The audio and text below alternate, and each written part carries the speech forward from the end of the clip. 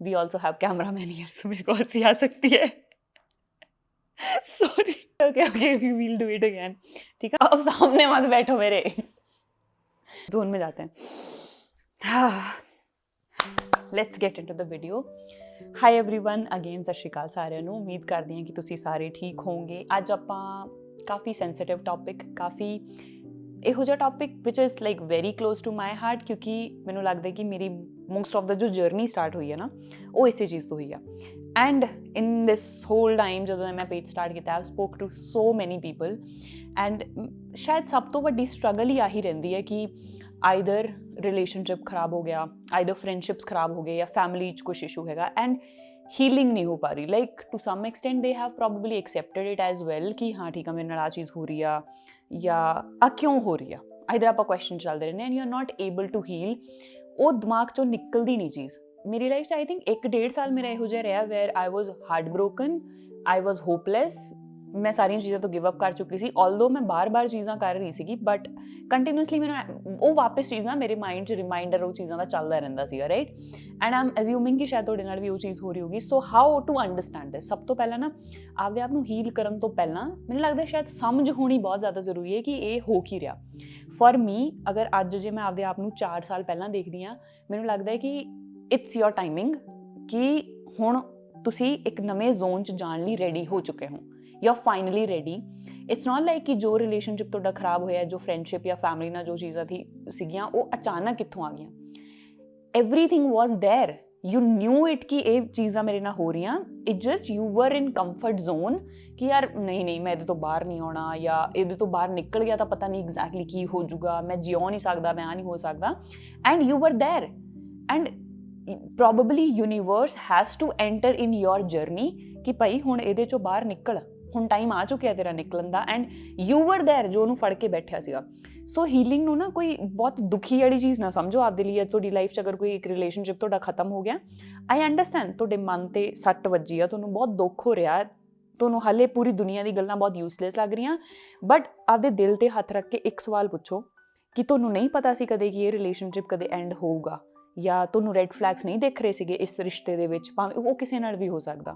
And most of the time I am sure ਕਿ ਤੁਹਾਡਾ answer ਹਾਂ ਹੋਊਗਾ, ਬਟ ਤੁਸੀਂ ਕਿਉਂਕਿ ਕੰਫਰਟ ਜ਼ੋਨ 'ਚ ਸੀਗੇ, ਤੁਹਾਨੂੰ ਡਰ ਸੀਗਾ ਕਿ ਜੇ ਮੈਂ ਚੀਜ਼ਾਂ ਰੀਸਟਾਰਟ ਕਰੂੰਗਾ ਤਾਂ ਪਤਾ ਨਹੀਂ ਮੇਰੇ ਕੋਲ ਹੋਣਗੀਆਂ ਕਿ ਨਹੀਂ। So it's better to stay in this. So it's a sign from universe, or probably universe has to enter. ਰੱਬ ਨੂੰ ਤੁਹਾਡੀ ਇਸ ਜਰਨੀ 'ਚ ਆਉਣਾ ਪਿਆ ਤੁਹਾਨੂੰ ਉੱਥੋਂ ਕੱਢਣ ਲਈ। ਸੋ ਅੰਡਰਸਟੈਂਡ ਇਟ ਦਿਸ ਵੇ, ਕਿਉਂਕਿ ਜਦੋਂ ਤੋਂ ਮੈਂ ਇਹਨੂੰ ਇਸ ਤਰੀਕੇ ਨਾਲ ਸਮਝਣਾ ਸਟਾਰਟ ਕੀਤਾ ਨਾ, शायद मेरी लाइफ की सारी ट्रांसफॉर्मेशन ही उदों हुई। हुण भी अगर मेरी life friendship breakups I haven't experienced or any sort of breakups, but जदों कित्थे थोड़ियां जी चीज़ां डावांडोल होने लगदियां ना, मैनूं लगदा है कि I am actually very excited now कि मेरी लाइफ कोई चीज़ खराब हुंदी है, बिकॉज आई न्यू इट कि इस तो बाद शायद हुण मेरे लिए कुछ नवा आ रहा है, क्योंकि now I am too much in to my comfort zone. हुण मैं रेडी हाँ दूजी चीज़ नूं एक्सैप्ट करन लई। एंड मैं एवें नहीं कह रही just because I want to say it actually has happened with me. So this is how you understand it. जदों तुसीं इहनूं प्यार नाल एक्सैप्ट करन लगदे हो ना, दैन सारियां चीज़ां तुहाडे लई सेंस बनाउंदियां। And one thing I can promise you from my experience is कि जदों 4-5 साल 6 साल बाद तुसीं ये चीज़ तो मूव आउट हो जाओगे ना, and when you look back, हर एक चीज़ तुहाडे लई बहुत ज़्यादा सेंस बनाऊगी। What happen to me in my case, अज जो मैं जो भी चीज़ां कर रही हैं ना मेरी लाइफ च, वो सारियां चीज़ां मैनूं इत्थे काम आ रही ने। It's not like that happened ठीक है मेरा टाइम वेस्ट हो गया एंड मेरी एनर्जी वेस्ट हुई। नो, अगर वो मेरे नाल वो चीज़ नहीं हुंदी ना, अज मैं तुहाडे सामने नहीं बैठे होना सीगा। So your healing, you coming out of that sort of relationship is very important. जो तुसी अज हैगे हो, जो तुसी 4 साल बाद बनोगे, वो तुसी उत्थों ही बनोगे, right. And when you get in to, when you understand the healing, एंड जो तुसी एक नवे स्टैप दे विच जांदे हो, the first step is accept everything. सब तो वड्डी चीज़, जो सब तो वड्डा चैलेंज जो आपां नूं लगदा है कि यार मेरे नाल इवें हो किवें सकदा, ਤੁਸੀਂ ਆਪਦੇ ਹੀ ਡਿਲੂਜਨ ਦੇ ਵਿੱਚ ਤੁਰਦੇ ਰਹਿੰਦੇ ਹੋ। ਯਾਰ ਨਹੀਂ ਮੇਰੇ ਨਾਲ ਇੰਨਾ ਮਾੜਾ ਥੋੜੀ ਹੋ ਸਕਦਾ, ਕੁਛ ਹੋਰ ਹੋਊਗਾ, ਸ਼ਾਇਦ ਮੈਂ ਨਹੀਂ ਕੁਝ ਸਮਝ ਪਾ ਰਿਹਾ, ਸ਼ਾਇਦ ਕੋਈ ਮਿਸਅੰਡਰਸਟੈਂਡਿੰਗ ਹੋਊਗੀ। And you keep on giving chances to people, ਜਿੰਨੇ ਵੀ ਲੋਕ ਨੇ, to hurt you more and more, ਕਿਉਂਕਿ ਤੁਹਾਨੂੰ ਐਕਸੈਪਟੈਂਸ ਨਹੀਂ ਹੁੰਦੀ। ਈਵਨ ਇਫ ਉਹ ਬੰਦਾ ਤੁਹਾਡੀ ਲਾਈਫ 'ਚੋਂ ਨਿਕਲ ਚੁੱਕਿਆ, you keep on hurting yourself, ਵਾਰੀ ਕੁਐਸਚਨ ਮਾਰਕ ਕਰਕੇ ਕਿ ਮੈਂ ਇੰਨਾ ਬੇਵਕੂਫ ਕਿਵੇਂ ਹੋ ਸਕਦਾ ਸੀ, ਮੈਨੂੰ ਕਿਉਂ ਸਮਝ ਨਹੀਂ ਆਇਆ, ਜਾਂ ਮੈਂ ਇਹੋ ਜਿਹੀ ਚੀਜ਼ਾਂ ਕਿਉਂ ਕਰ ਰਹੀ ਸੀ। Get out of it. It has happened to you. The person has done that to you. one thing about people is ਆਪਣਾ perception ਨਾ ਥੋੜਾ ਐਵੇਂ ਹੁੰਦਾ that at one time we are not with one person, we are two people. Let's say ਇੱਕ ਮੈਂ reality 'ਚ exist ਕਰਦੀ ਹਾਂ, ਇੱਕ ਮੈਂ ਤੁਹਾਡੀ expectations ਦੇ ਵਿੱਚ exist ਕਰਦੀ ਹਾਂ, because you probably know ਕਿ ਮੈਂ ਕਿਸ sort of content ਲੈ ਕੇ ਆਉਂਗੀ ਜਾਂ ਕਿਹੋ ਜਿਹੇ ਵੀਡੀਓਜ਼ ਮੈਨੂੰ ਪਾਉਣੇ ਚਾਹੀਦੇ ਆ. that is your expectations of me, but ਹੋ ਸਕਦਾ reality 'ਚ ਉਹ ਮੈਂ ਚੀਜ਼ ਕਦੇ ਕਰਾਂ ਹੀ ਨਾ.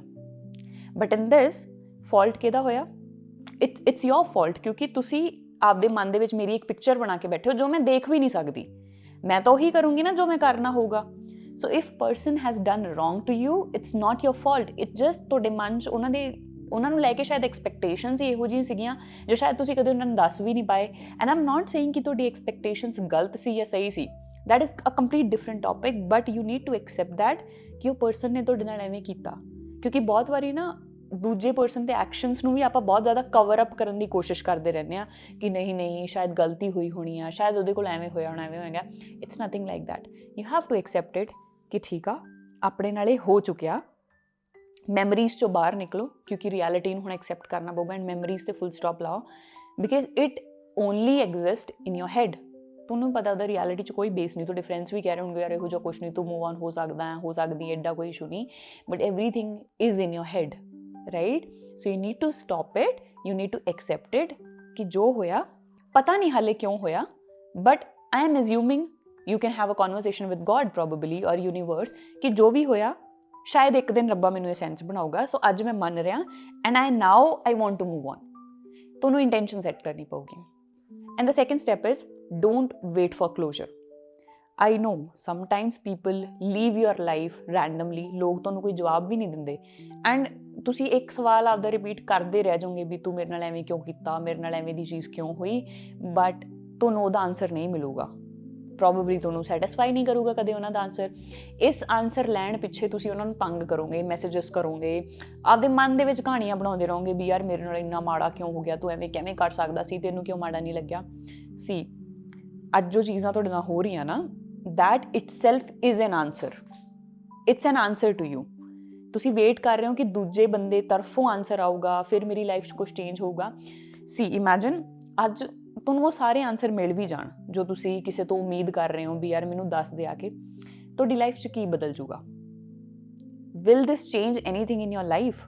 ਕਿਉਂਕਿ ਐਗਜ਼ੈਕਟਲੀ ਤੁਹਾਨੂੰ ਵੀ ਪਤਾ ਉਹਦਾ ਆਨਸਰ ਕੀ ਹੋਊਗਾ.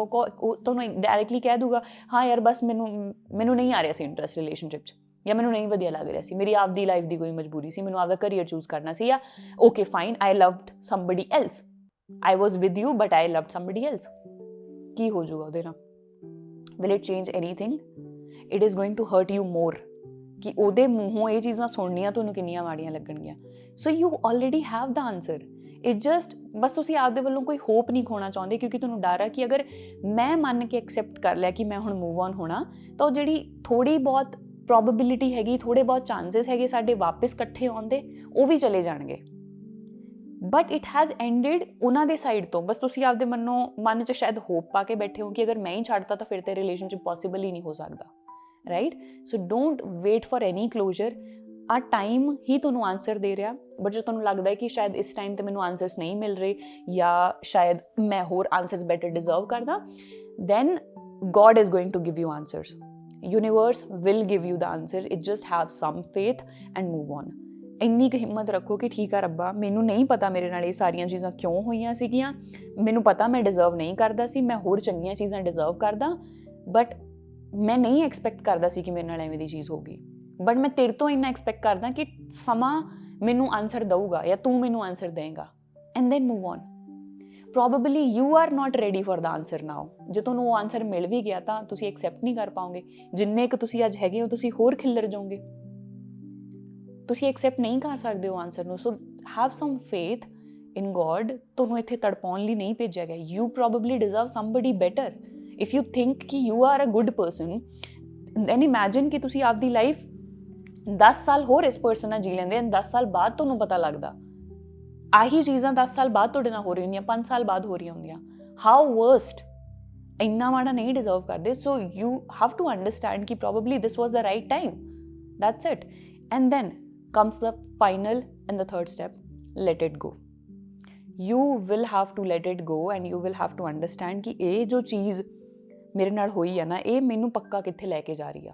ਹਾਲੇ ਨਹੀਂ ਸੈਂਸ ਬਣ ਰਹੀ ਬਟ ਬਣ ਜੂਗੀ, ਕਿਉਂਕਿ ਮੈਨੂੰ ਲੱਗਦਾ ਹੁਣ ਤੱਕ ਜਿੰਨੀ ਵੀ ਵਾਰੀ ਮੈਂ ਕਮ ਬੈਕ ਕਰਿਆ ਜਾਂ ਕਿੰਨੀਆਂ ਵੀ ਵਧੀਆ ਚੀਜ਼ਾਂ ਮੈਂ ਆਪਦੀ ਲਾਈਫ 'ਚ ਕੀਤੀਆਂ, ਮੈਨੂੰ ਲੱਗਦਾ ਉਹਦੇ ਲਈ ਕੋਈ ਵਰਸਟ ਹਾਰਟ ਬ੍ਰੇਕ ਹੋਣਾ ਬਹੁਤ ਜ਼ਰੂਰੀ ਹੈ ਜਾਂ ਵਰਸਟ ਤੁਹਾਡੇ ਨਾਲ ਕੁਛ ਭੈੜੀ ਚੀਜ਼ ਹੋਣੀ ਬਹੁਤ ਜ਼ਰੂਰੀ ਆ, ਕਿਉਂਕਿ now it's time to take a new birth and for you as well it's your new birth. Now you are ready for good things. ਜੇ ਤੁਹਾਡਾ ਰਿਲੇਸ਼ਨਸ਼ਿਪ ਖਰਾਬ ਹੋਇਆ, ਤੁਹਾਡੀ ਫਰੈਂਡਸ਼ਿਪ ਖਰਾਬ ਹੋਈ ਹੈ, ਤੁਹਾਡੀ ਪੈਰੈਂਟਸ ਨਾਲ ਰਿਲੇਸ਼ਨਸ਼ਿਪ ਖਰਾਬ ਹੋਇਆ, then you have to understand ਕਿ ਇਟਸ ਨਾਟ ਲਾਈਕ ਕਿ ਸਾਰੀਆਂ ਕੁੜੀਆਂ ਹੀ ਐਵੇਂ ਦੀ ਹੁੰਦੀਆਂ, ਸਾਰੇ ਮੁੰਡੇ ਹੀ ਐਵੇਂ ਦੇ ਹੁੰਦੇ, ਕਿ ਸਾਰੇ ਲੋਕ ਹੀ ਐਵੇਂ ਦੇ ਹੁੰਦੇ ਆ। It's not like that. ਦੇਰ ਆਰ ਗੁੱਡ ਪੀਪਲ ਔਨ ਅਰਥ। ਯੂ ਹੈਵ ਟੂ ਅੰਡਰਸਟੈਂਡ ਕਿ ਤੁਸੀਂ ਬਹੁਤ ਬੈਟਰ ਪਰਸਨ ਡਿਜ਼ਰਵ ਕਰਦੇ ਹੋ। It's just right now let's ਸੇ ਤੁਹਾਡੀ ਫ੍ਰੀਕੁਐਂਸੀ ਇੱਥੇ ਆ, ਉਸ ਪਰਸਨ ਨਾਲ ਰਹਿ ਕੇ ਤੁਸੀਂ ਐਵੇਂ ਐਨਰਜੀ ਦੇ ਹੋਗੇ, but now that person has moved on in your life because ਤੁਹਾਡਾ ਹਾਈਅਰ ਵਰਜ਼ਨ ਤੁਹਾਡੀ ਐਨਰਜੀ ਇੱਥੇ ਇਮੈਜਿਨ ਕਰ ਰਿਹਾ ਸੀ, ਰਾਈਟ।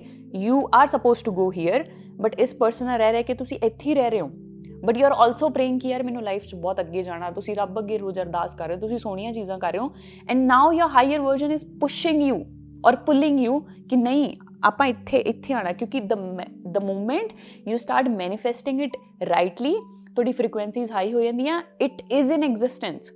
ਉਹ ਐਗਜ਼ਿਸਟ ਕਰ ਚੁੱਕਿਆ ਹੁੰਦਾ। It's not like it's in your head, it really exist in the universe. Your thought is an energy. So if you are manifesting every single day, ਜੇ ਤੁਸੀਂ ਉਹ ਹਾਈਅਰ ਵਰਜ਼ਨ ਬਣਾ ਕੇ ਬੈਠੇ ਹੋ ਇੱਥੇ ਹੈਗਾ, ਉਹ ਤੁਹਾਨੂੰ ਖਿੱਚ ਕੇ ਲੈ ਜਾਊਗਾ। ਐਂਡ ਬਾਏ ਦਿਸ ਤੁਹਾਨੂੰ ਇਹ ਵੀ ਸਮਝਣਾ ਚਾਹੀਦਾ ਕਿ ਇਹ ਜੋ ਸਾਰੀ ਸਿਚੁਏਸ਼ਨ ਤੁਹਾਡੇ ਨਾਲ ਹੋਈ ਹੈ ਨਾ, ਪ੍ਰੋਬੇਬਲੀ ਤੁਸੀਂ ਹੀ ਕ੍ਰੀਏਟ ਕੀਤੀ ਆ। It's not by the other person, it's by you. ਤੁਹਾਡੇ ਹੀ ਹਾਈਅਰ ਵਰਜ਼ਨ ਨੇ ਇਹ ਸਿਚੁਏਸ਼ਨ ਬਣਾਈ ਕਿ ਤੁਹਾਡੇ ਨਾਲ ਇਹੋ ਜਿਹੀ ਚੀਜ਼ ਹੋਵੇ so that you can come out, ਕਿਉਂਕਿ ਤੁਹਾਡੇ ਹਾਈਅਰ ਵਰਜ਼ਨ ਨੇ, ਰੱਬ ਨੇ ਤੁਹਾਨੂੰ 10 ਵਾਰੀ ਉਹਨਾਂ ਦੀ ਰੀਅਲ ਸ਼ਕਲ ਸ਼ਾਇਦ ਦਿਖਾਤੀ ਹੋਵੇ, 10 ਵਾਰੀ ਤੁਹਾਨੂੰ ਉਹੋ ਜਿਹਾ ਟ੍ਰੀਟਮੈਂਟ ਮਿਲਿਆ ਹੋਵੇ, but you are not ready, ਕਿਉਂਕਿ ਤੁਹਾਨੂੰ ਆਪਦੇ ਆਪ ਤੇ ਬਿਲੀਵ ਹੀ ਹੈ ਨਹੀਂ ਸੀਗਾ ਕਿ ਕੁਛ ਹੋ ਵੀ ਪਾਊਗਾ ਮੇਰੀ ਲਾਈਫ 'ਚ। So that is how it has to enter in your picture, and ਤੁਹਾਨੂੰ ਇੱਥੋਂ ਕੱਢਣਾ ਬਹੁਤ ਜ਼ਰੂਰੀ ਸੀ।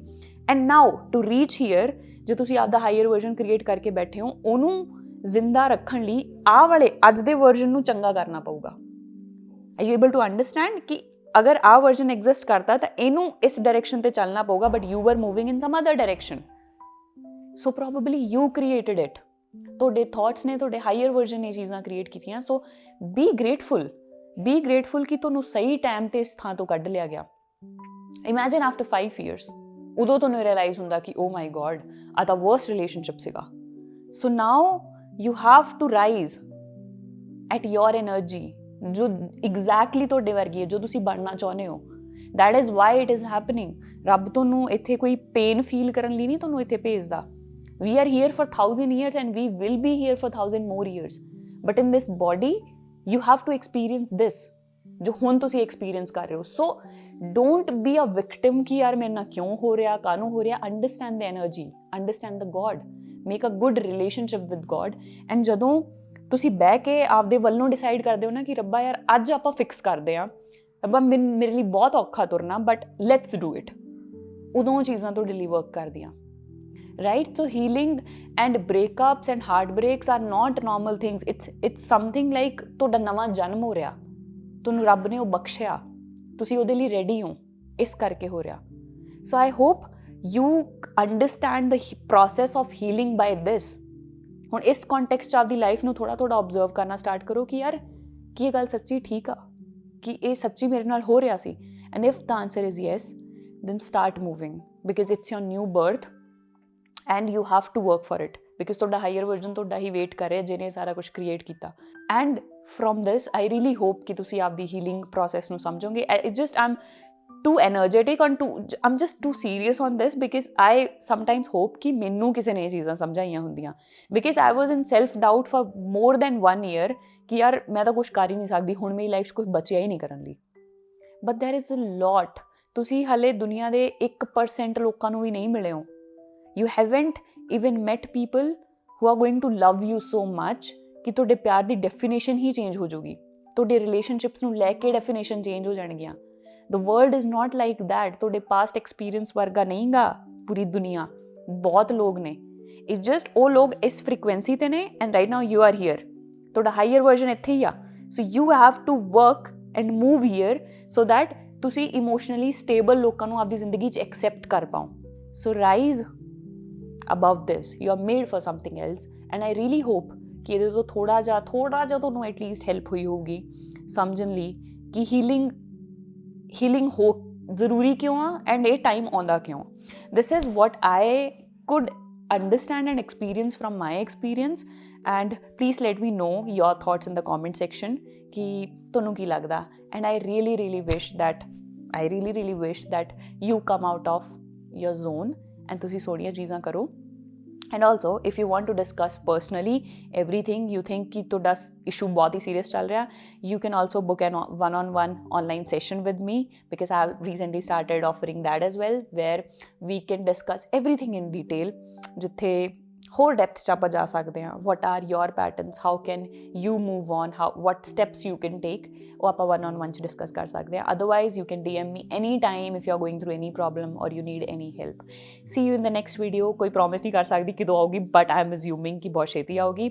Also subscribe to the channel, we are about to hit 10K. ਫਿਰ 10K ਤੇ I think ਆਪਾਂ ਨੂੰ Q&A ਹੁਣ ਕਰ ਲੈਣਾ ਚਾਹੀਦਾ. I'll post this on my Instagram if I am up to Q&A. So see you in the next video. ਸਤਿ ਸ਼੍ਰੀ ਅਕਾਲ ਸਾਰਿਆਂ ਨੂੰ, ਆਪਦਾ ਧਿਆਨ ਰੱਖਿਓ. Bye.